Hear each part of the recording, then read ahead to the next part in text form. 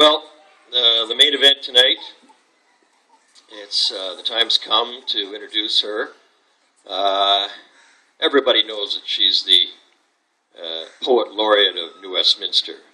It's since I've come to know her now, the last couple of years, I realize, yeah, that's a wonderful tribute to her talent and her energy and her interest. But it starts to fade. I mean, it's a wonderful thing, but it starts to fade in light of the real reality of who this person is.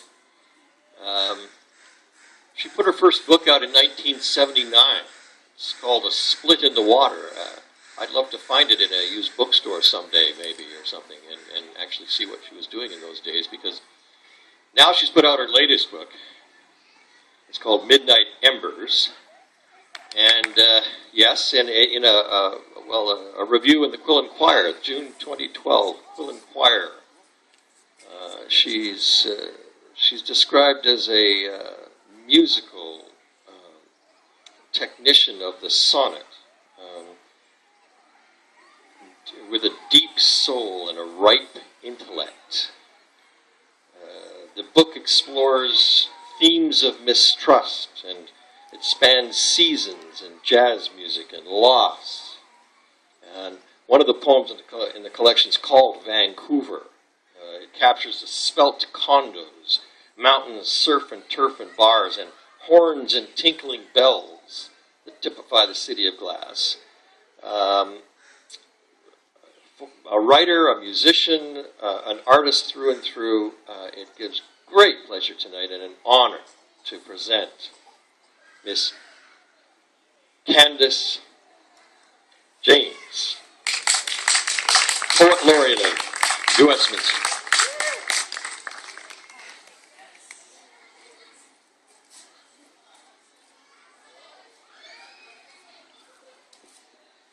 Hello, everybody. Very nice to be here. Thank you for the wonderful intro, Dennis. That's one of the better ones I've had. Had a few bad ones, but I still remember them. The good and the bad, the good, the bad, and the ugly. But that was a nice one. Well, what I'm going to do is, I do have some books here for sale if anybody wants to buy them, but they're in my little pink bag over there, my Barbie doll bag. See that pink bag? Boy, I searched long and hard to find that baby, but I found it at Walmart. So I'm going to read my most recent poem I wrote. And I don't even know why I wrote it. I was sitting outside on the patio, and I came inside, and I said, "What will we do this evening, dear? What will we do this evening?" Ken wasn't anywhere. And I thought, where the hell is he? So I went looking for him, but I liked those two lines, so I thought I must write a poem on those two lines. So it's called This Eve. What shall we do this evening, dear? What shall we do this eve? Shall we stand worlds apart together beside love's tomb and grieve? Shall we shed a tear or two, or shall we tell a lie? Shall we stare at separate moons, or hang on days gone by?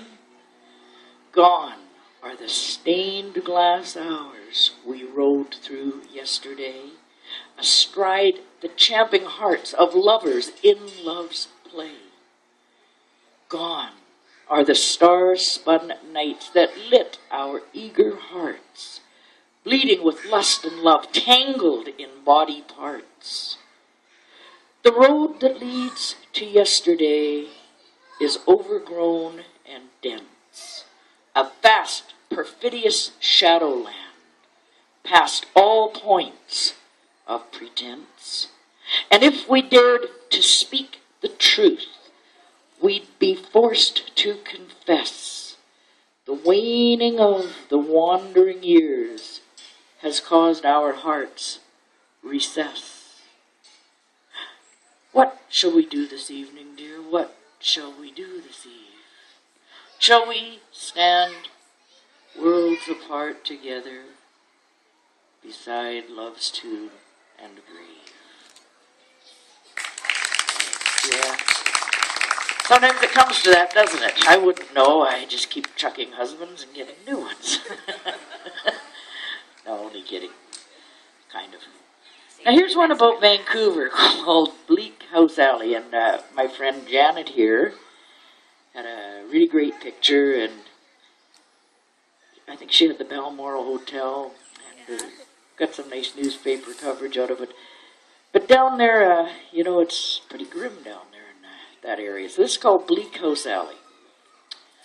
On the east side of Vancouver, in Bleak House Alley, peppered with cardboard creatures, a broken Cinderella, cracked and creased with age, candles the night, weaving phantom dreams in the pale moonlight. Breathing in foggy remnants of second-hand wishes, she churns them and burns them under hot, buttered streetlights, drinking in the horizon, gulping it like wine on this hot, thirsty night of no reprisals. She sways in drunken repose, skin weather-beaten, hanging in pockets of leather, chafing the edge of night. She doesn't remember when the rain started, but she's certain it shows no sign of letting up soon.